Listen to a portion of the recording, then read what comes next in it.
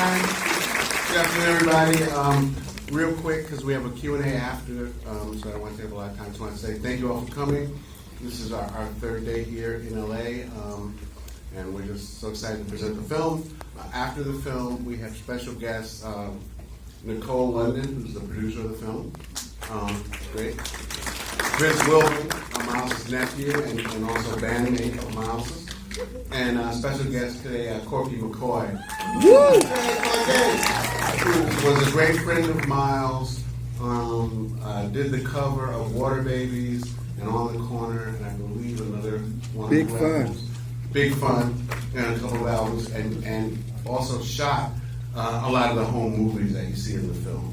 So this is the first time we've done a Q&A with Corky, and so it's really special for us to do it today. So just thank you all so much. Oh, and after this, the film will be here for another 2 weeks, so please let people know. And if you go to milesdavismovie.com, you can find out where the film is opening all around the country. So we're just going all around the country opening the film. So milesdavismovie.com.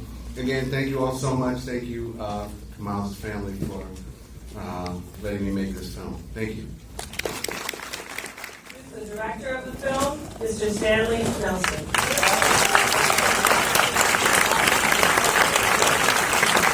Thank you all. Thanks so much. Thank you. We want to introduce our guest, Nicole London, the producer of the film.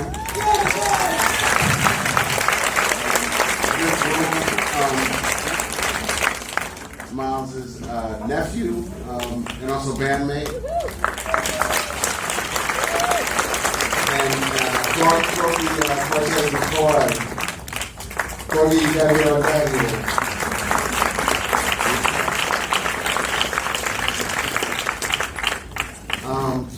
While Corky's on his way down, I just want to say thank you all so much for coming. Remember that you are our only publicity. So please let people know. We'll be here for another 2 weeks, and if you go to milesdavismovie.com, you can find out where we are all around the country. And this is really a Q&A for you guys to ask questions. I'll start as soon as Corky gets down here. We'll ask a question. Yay!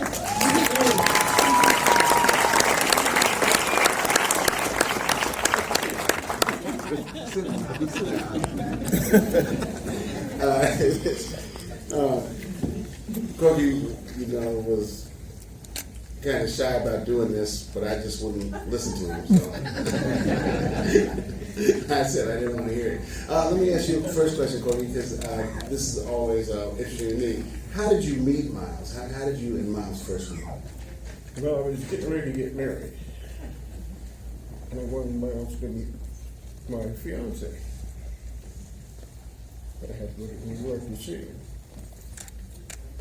And Yeah, can you put the mic right? Is it? Yeah, just put it right to your mouth. It's what? Just put it to your mouth. Yep. we swallowed each other. Yeah. And I had some artwork. I thought I'd go to New York in a while. And he was in a club, and a cousin of mine said, go by and see Miles. I said, I won't go. But I made the mistake of sitting at his table while he was on the bandstand. And he came down and he says, who are you? And I said, I'm Corky. And he said, oh.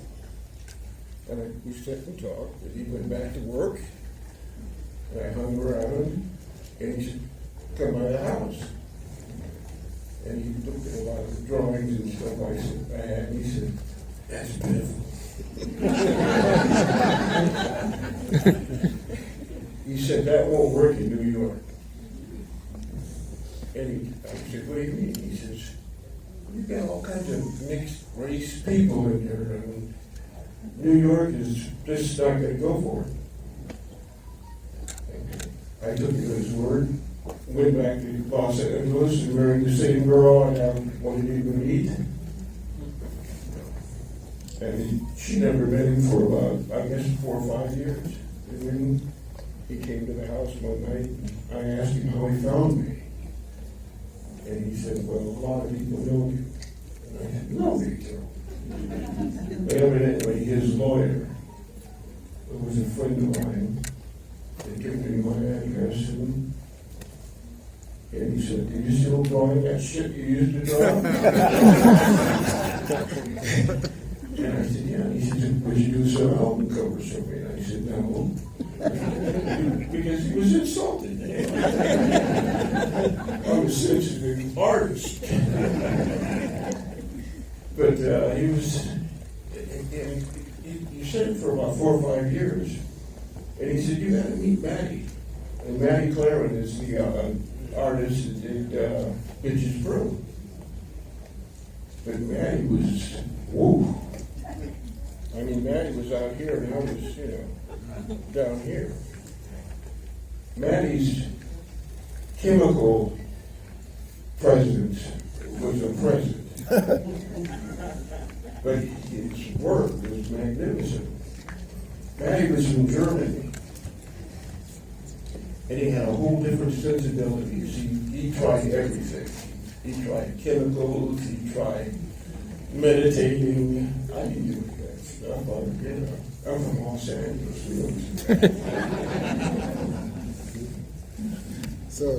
So these are the album covers that I mentioned earlier on that the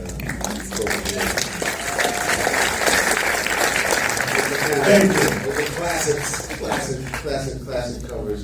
Are there questions from the audience? Because we don't have a lot of time, but we'd love to answer some questions from the audience. Yeah, go ahead. I just wanted to first congratulate you on a fantastically moving and illuminating film. Absolutely. If I get down, I'll never get back up there. Fantastically and amazingly illuminating film. But Mr. McCoy, I'm really here today to... Corky. Corky. Not Mr. McCoy. Corky. I haven't got many years left. Well, we're so glad you're here. We've just lost an amazing artist who also did album cover artwork, Mr. Pedro Bell. Yes. And I wanted to ask if you had any encounters with him and what if there was a brotherhood there and a camaraderie. No, because we were all hustling for the same money. I mean, I'd like to be more honest about it, but that's exactly what we did. And Pedro Bell is the Funkadelics. That's right. The guy did the Funkadelics. Yeah, he did 80% of the Funkadelics. Other questions? No. Yeah. Okay, they asked me to restate the questions. So first off, you've created a masterpiece. That's it. That's the question. Thank you very much, Ned. You'll take the masterpiece, huh?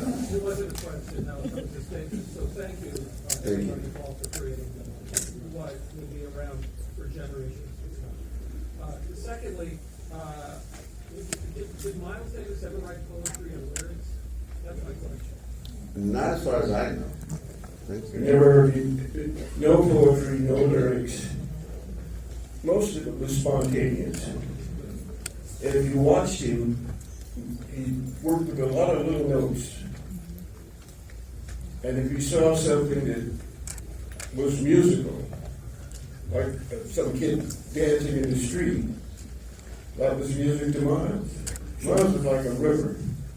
You couldn't dam him up. He made a lot of mistakes. He was hostile. But that was his armor. He had to keep people away from him for some reason or other. Except my wife and my daughter.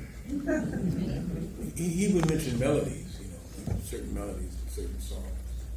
But I never knew him to mention poetry. Well, some of the women that I've interviewed, they did have little bits of poetry that he'd written for them, but nothing for commercial consumption or anything like that. Yeah, the questions are way back there.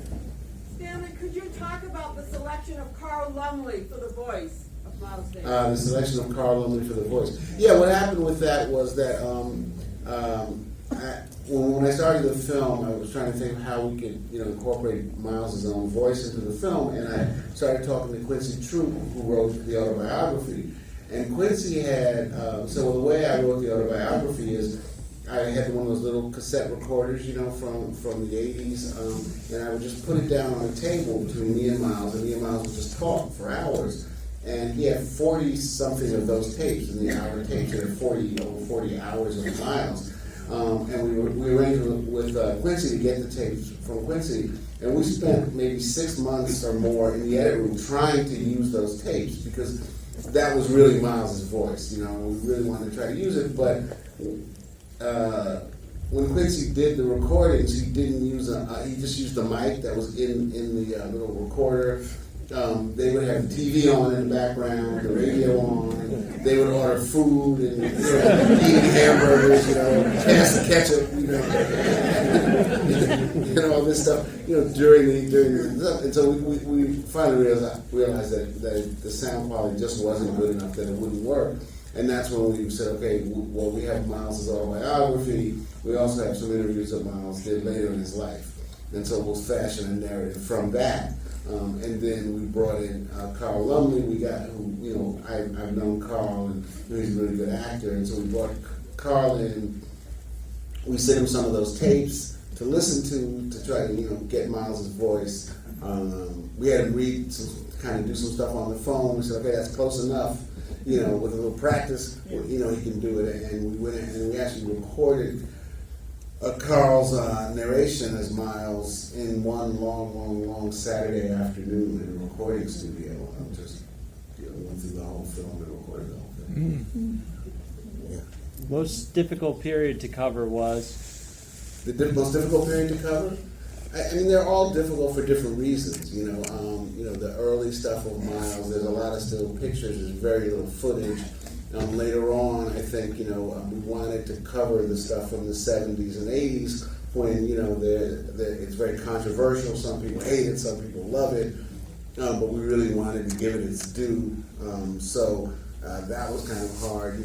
I love the section where Stanley Crouch, says, it didn't sound good, and then Carlos has his rebuttal, but we wanted to make sure that we talked about that period because it launched so many great musicians, Marcus Miller, Keith Jarrett, Chick Corea, all those guys who came out of that band, John McLaughlin, all those guys came out of that, and Tume, all those guys came out of those bands, and they're the foundation of so much of modern music.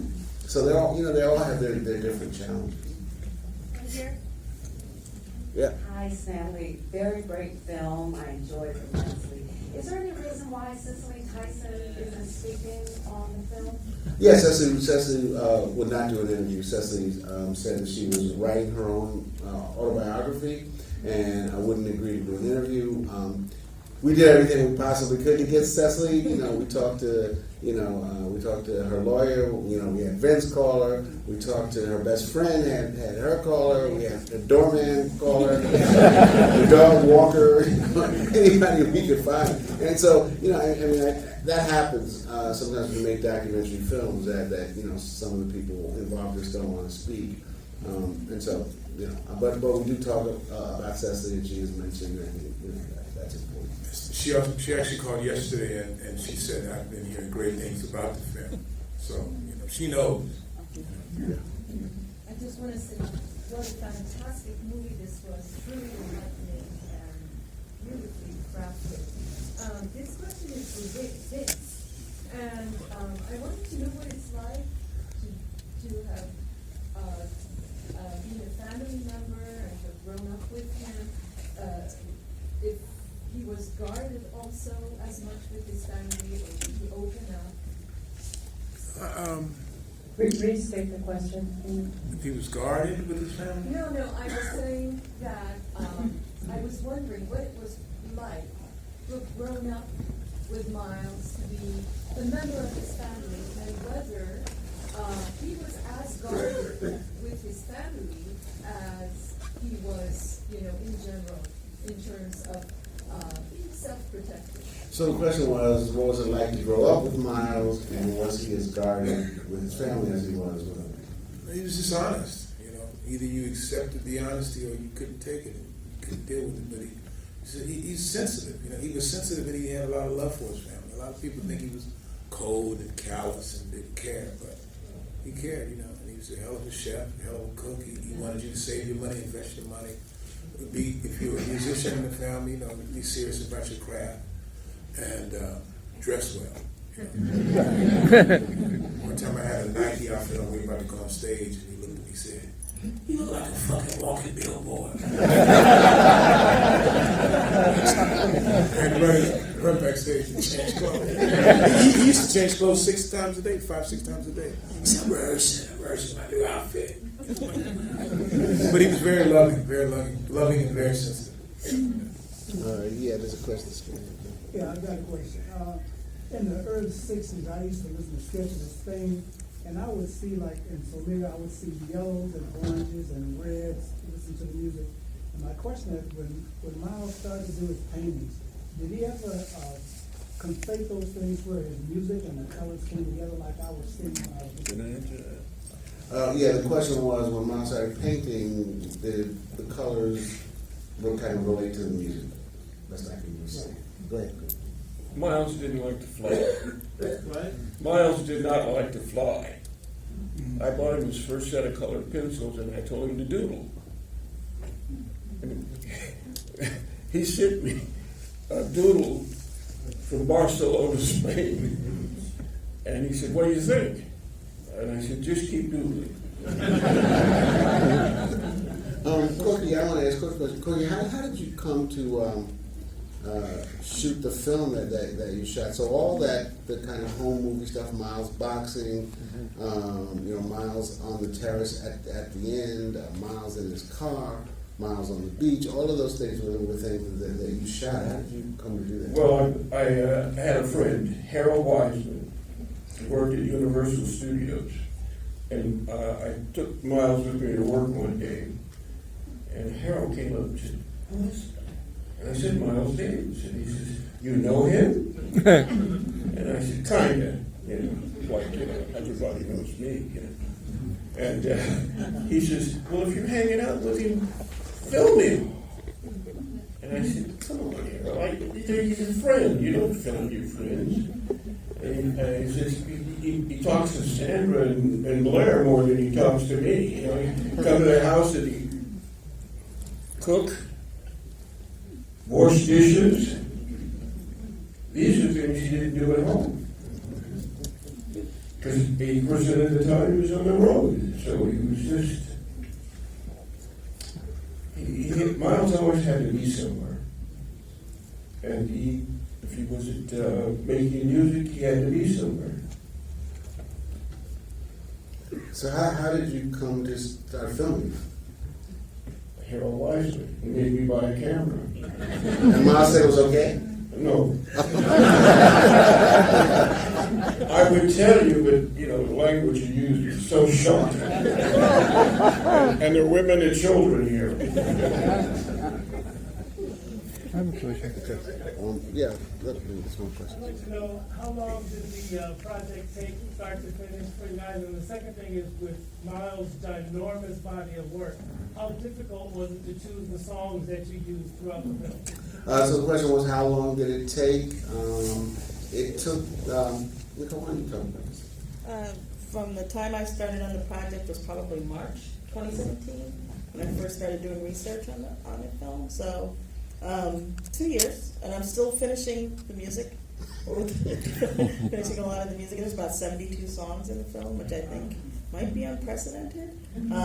So we're going to be clearing that for quite a while. Yeah, so 2 years, roughly. And what was the other part of the question? That was it? Okay, good. Yep. All right, go ahead. My question is directed toward Vince. Vince, you are the face of the Miles Davis legacy moving forward with the band and stuff. I want to commend you on all your efforts. 3 questions for you. You got one question. First of all, what albums did you play on? Who was in the band, and what years did you play? That's 3. That's Kevin Tony from the Blackbirds. All right, just 3 questions. You're one Blackbird. Man with the Horn, You're Under Arrest, or the Warner Years from Montreux, and this new one's coming out September 6th called The Rubber Band Sessions, which was recorded in the 80s. But Warner Ryan decided to put it out. Featuring Lettuce and Layla Hathaway. Musicians were Daryl Jones, Robert Irving III, Mino Sinaloo, Steve Thornton, Adam Holzman, Bill Evans, saxophone Bill Evans. And Randy Hall. Randy Hall, very Question back there. my brother Randy. Really nice piece of work. Congratulations on it. And I was just wondering what your relationship was like working with the Miles estate and the family, and what the most sensitive subject matter may have been. It was hell. They were great. They were great. I mean, so how it worked is when we first started the project, we had to kind of go in to meet the Miles estate. And Vince, if you want to chime in, so we kind of went to a conference room, and and they had to meet me and kind of vet me. And it was, they were like, okay, it sounds good. Stanley, we met Stanley, we looked at him, he looked at us, and he said, this is what I'm going to do. I'm not going to pull any punches. I'm not going to soften it and make him an angel and be angelic. We're going to go, no holds barred. And we trusted him. At some point you have to trust the director. And we trusted him, and we signed off. And Nicole, they had a vision, and they were on it. And I was calling, hey Nicole, hey Stanley, you need this number? You want to talk to this again? No, we'll call you if we need you. Quick. So when they finally sent the link to the family, I tell the story. The link came about 11 o'clock at night. I live in California, Stanley's in New York, East Coast and East Coast. Charles, my cousin's in Vegas, and Aaron's here in California. I look at the link at the movie, and it's about 1 o'clock. I'm finished. I'm crying. I'm bawling. I'm like, just so many memories, right? So I call Stanley. I'm like, Stanley, man, such a fantastic movie, man. I just can't stop crying. So I'm thinking he's going to comfort me and talk about, talk it through. He said, I'll call you tomorrow. But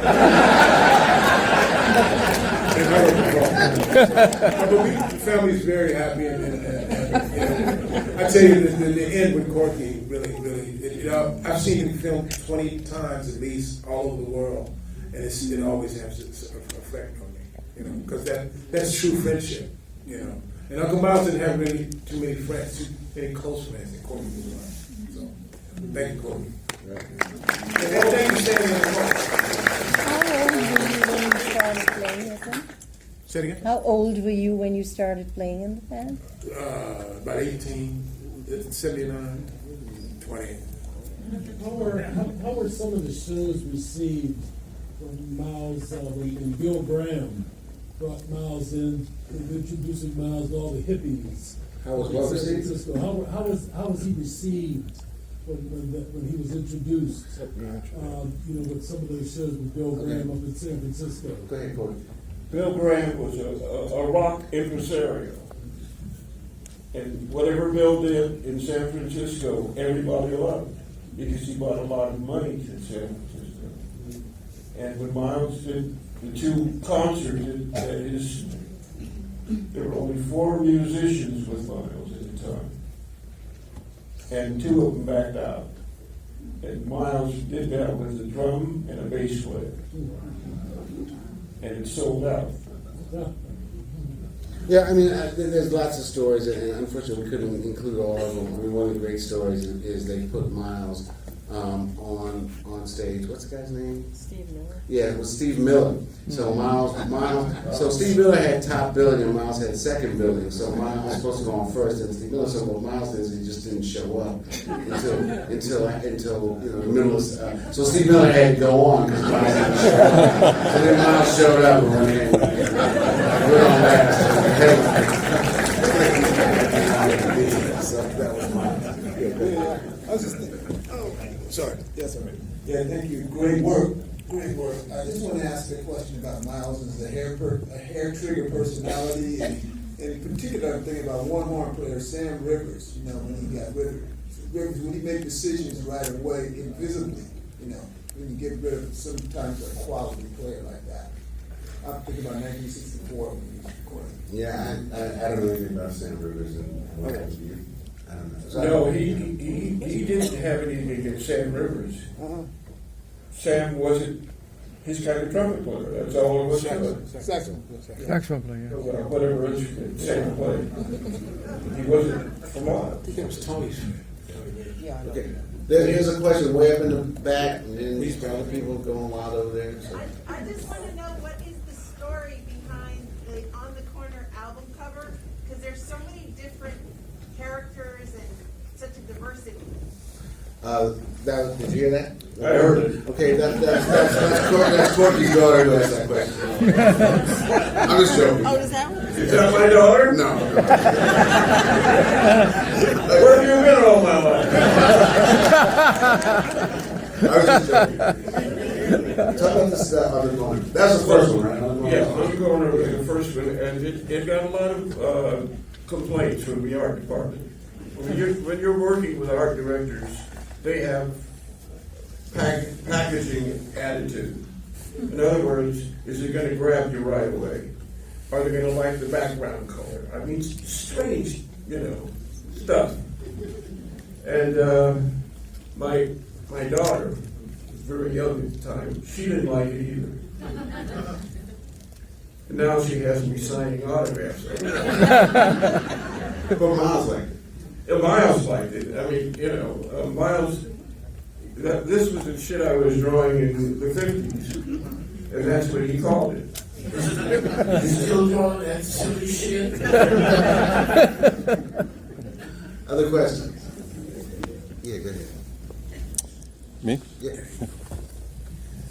Thanks for a great film and helping us find empathy for a guy who's hard to understand but heartfelt. I was just wondering if anybody who knows about the J. Mizell cover and what happened with that whole mix-up, because I've heard it in another documentary and where he sued for the photograph and the cover became that photo. The who? J. Mizell, photographer in New York. What year was it? Yeah, I don't know. You don't know. What was the cover? You got a lawyer up there. It's an iconic shot of him playing the horn from the side, backlit. Yeah, I don't know. You I know nothing about it. Sorry. Probably Next. still at Sony, to be honest. I saw a lot of his cover art at Sony. You're talking about his arch? Yeah. Yeah, it was a very big thing. Right. Yeah, I raised my hand because I think I was at that Fillmore East show you described with Steve Miller Band and Miles Davis opening for Neil Young. Eclectic mix over there. My question was, with all that he drew from all the different musics around the world, coming out of Juilliard and stuff, was there a particular genre of music that he liked that was different from what he did, that he listened to? Yes. Rock music, Indian music, whatever it was. Was there anything classical music? Was there anything that he actually listened to on his own? I mean, living with him in the 80s, he would look at MTV, but he would have the sound down. So if there was something that he done, he'd turn the sound up, then he'd call a record label and have the label send over the record, like Squiddy Politti, Mr. Toto, Michael Jackson, Prince would call a house, that's in the film. And then we would end up recording Human Nature or Time After Time, Cyndi Lauper, or we did some Squiddy Politti songs. There's a group called Mr. and he did a rendition of Broken Wings, but it's not out yet. But he would just always look forward and then look back and whatever was happening, whatever caught his ear or his eye. Yeah, I mean, I think people talk about the fact that Miles would listen to almost anything and just have a lot of different kinds of music playing. As Aaron, his son, says in the film, Miles would never listen to his old stuff at all, but he would listen to all different kinds of music that was has. Other questions? Did you have? Thank you once again for this incredible film. There's a sequence at the Newport Jazz Festival, Faces, together with the story of him, auditioning essentially. How did that sequence come about? I was hoping that someone somewhere finally would ask about that sequence. So the Newport sequence and then the next sequence that follows it, where we're talking about Miles playing ballads. Those are like two of the sequences that I'm probably most proud of anything I've ever done in my life. in talking to George Wein and reading, it was very clear that Newport was something that changed the trajectory of Miles' career, and so we really wanted to do that. And we had the pictures that we had at Newport were all kind of very grainy, and so we did that. And then it was one of those things. Like one night, it occurred. So we come back to the footage, and it occurred to me that we could freeze the footage. And come back to the frozen footage, and then bleed the color back in, and then have it start to move again. And then when we got to the online, the final stage, I said to the guy at the online, can you put grain into that shot so it matches the other grainy stills? He said, yeah, sure. And so that's what we did, and it just kind of really works to me. It's almost we wanted to try to get that idea that. These people were almost, enraptured, and then they kind of come back, into real time. And, I thought about it, it kind of came to me in the middle of the night one night, and I came to the editor room that morning and said, yeah, let's try this. And the editor wasn't there, the assistant editor was there, and we did that in an hour. We had it roughed out in like an hour, and the editor came and said, hey, look at this, Nicole, look at this. It was kind of, and it was there. That's rare that for at least for me, that I have something that I dream about or something that I think about and it actually works. Most of the time it doesn't work. It's like, that was stupid, but that was weird. Was there a question here? Yeah, go ahead. Congratulations on a beautiful film. I thought it was amazing. And Corky, your home movies just added something extra. Mr. Nelson, I'm wondering your process. Did you have a script? Did you just have all your assets? How did it come together from your directorial view? Yeah, I said we don't need no damn script. We just, we were in the editing for a long time. We were in the editing for almost a year in editing, and we were very lucky to have the resources to do that. When I say in the editing for a year, all day, every day, 5 days a week. Whatever that is, 50 hours a week or something in the edit room all day, every day, just trying to figure this thing out. We didn't have exactly a script, but I kind of knew, early on we figured that we would do this chronologically first, and then maybe, break it up and mix it around a different way. But the easiest way to do a story like this is to do it chronologically and then reorder it. But we never did the reorder, and we just kind of went through and did it. And we tried to, a lot of times, we tend to take the where the interviews take us, we go there. So, who knew Francis was going to be Francis? So, one of the great decisions, I think, the lucky decisions that we made was just, okay, let's let Francis go, and let's try to keep bringing it back to to Miles' story, so that it doesn't go. It's not Francis' story, but as much as we can, because Francis is one of those people that it's kind of magic when you see it. Like you're talking to her, you're like, what? and then you see it on film, and you're like, oh my God. This is like something really special. I should say, if I didn't before that, Francis passed away at Thanksgiving, just the world lost a beautiful, beautiful person and the best legs in the business. How did you decide to open up the film with Miles boxing? How did I decide to open up the film with Miles boxing? Gotta start somewhere. I don't know. I just, that was something that we wanted to. We knew once we saw it, Corky shot all that stuff, but we knew we wanted to keep coming back. Somebody asked me when our first screening, last week in New York, like, so the boxing, what did that stand for? And I'm like, it seemed like it was Miles, and it wasn't that we ever wrote down on paper. The boxing is, the internal, it just seemed like it was something rare, it was something different, and it just personified Miles. It just seemed to be to personify Miles' attitude, like Miles against the world, boxing, and just like, let's go. Perfect. I have a T-shirt with Miles on it, and he's boxing. Yeah. It's rare. It's rare. Every time someone sees it. Yeah, it's one of my shots that I never got paid for. So take your shirt. Bring your T-shirt next time. Okay, we got one more question. Anybody, wave your hand real hard if you got any. This guy's hand. Okay, so Miles goes to France, falls in love, feels free from being outside American racism, and he's king of the world. He's making this great movie and this whole thing. Now, I know there's a pretty self-evident answer to the question I'm going to ask, but I'm just curious. Why doesn't he either stay because he's free, he's making money, he's in love, or why doesn't he go back to France later in life when he's really pissed off with this country even more? And did he ever talk about that? Does anybody? Yes. Every time we met. Every time we had dinner.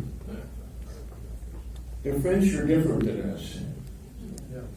They don't have a lot of slavery problems. Right. America still has slavery problems.